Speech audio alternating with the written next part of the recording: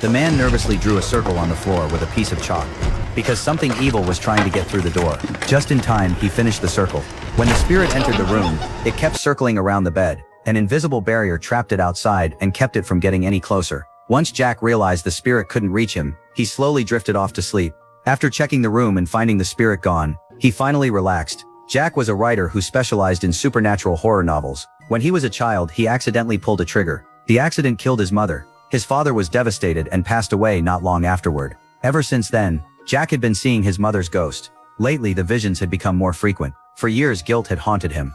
Hoping to give his parents peace, he decided to scatter their ashes at one of their favorite travel destinations. Afterward, he checked into an old hotel where they once stayed. He planned to leave the next day, but there he heard a strange legend. People said a witch had once been burned alive at the hotel. Since then, guests had mysteriously disappeared. After several failed investigations, the owner sealed off the room connected to the legend. Everyone was warned to stay away.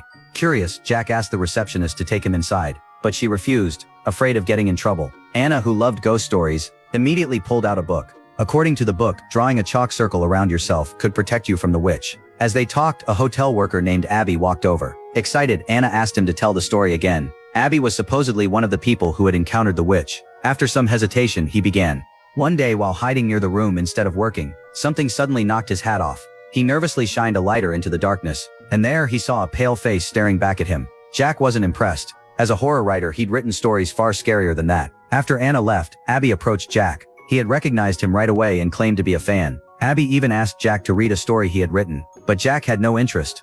When Abby kept talking despite being brushed off, Jack grabbed a hot spoon and pressed it against his hand. Humiliated and hurt, Abby walked away. That night, Anna realized Jack had forgotten some belongings. She went to return them, but no matter how long she knocked, nobody answered. What she didn't know was that Jack had been rushed to the hospital. That night, he was overwhelmed by terrifying visions. Already burdened by guilt over his mother, he suffered a complete breakdown.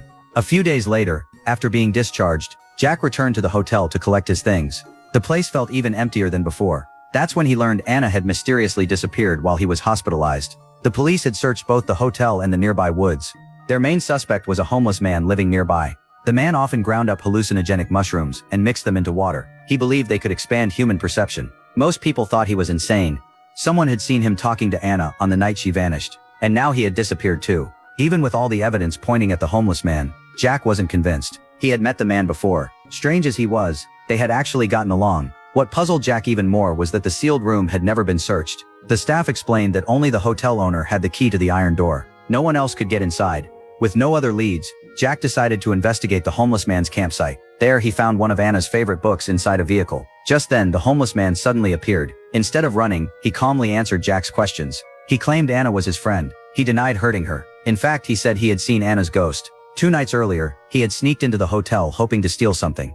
While leaving, an old service elevator bell inside the sealed room suddenly rang. Anna's ghost appeared and pointed toward the dumbwaiter. The homeless man had since stolen the key from the hotel owner. He planned to sneak back into the hotel that night after closing. Curious, Jack decided to join him. That evening, they broke into the hotel.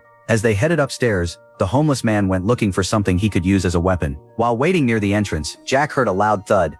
A security guard had discovered the intruder and knocked him unconscious. The guard never noticed Jack hiding nearby, so Jack continued alone. Soon, he reached the top floor and entered the mysterious suite. Inside, there was nothing unusual, just the smell of decay. Gradually, he relaxed. Without realizing it, he fell asleep. Later, someone woke him up. The hotel owner had discovered the missing key and come to investigate. Without thinking, Jack handed the key over. Just as they were about to leave, Jack noticed a small hidden door in the wall. The owner's reaction was immediate. He desperately urged Jack to leave. Ignoring him, Jack opened the door. Inside was an old food elevator. The owner's nervous behavior made Jack suspicious. He pressed the control button. As the machine rattled to life, something slowly rose from below. It was Anna. Her body had been missing for days. Jack froze in horror. The owner knew the secret was out. He immediately locked the room and left. Then he staged the hotel to make it seem as though no one had ever entered. His plan was simple: leave Jack trapped inside forever. Next to Anna's body, Jack found his own recorder. In a recorded message, Anna revealed the truth. She had been involved with the hotel owner,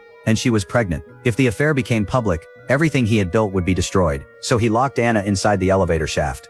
Because the basement control was broken, the lift could only be operated from above. Anna had died alone in darkness and despair. The witch legend had become the perfect cover story. Now Jack was trapped in the same room. He refused to die there, and he refused to let the truth disappear with him. Searching desperately for an escape, he discovered a small dog door hidden behind a cabinet, but it was locked from the outside. All he could find was a kitchen knife.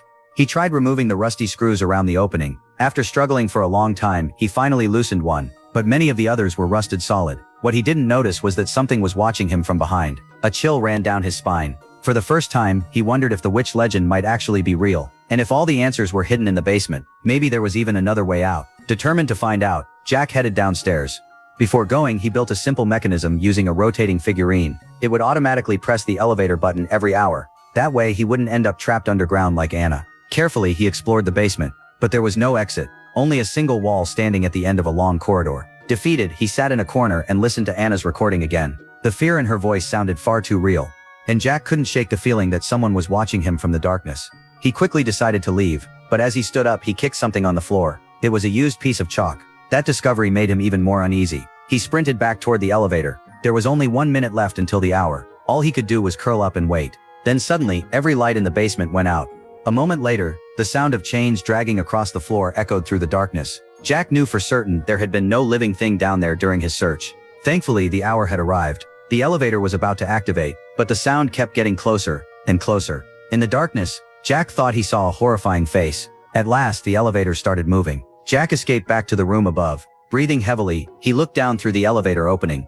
And there, climbing upward through the darkness, was something waiting for him. At that moment, Jack could no longer deny it. The witch was real,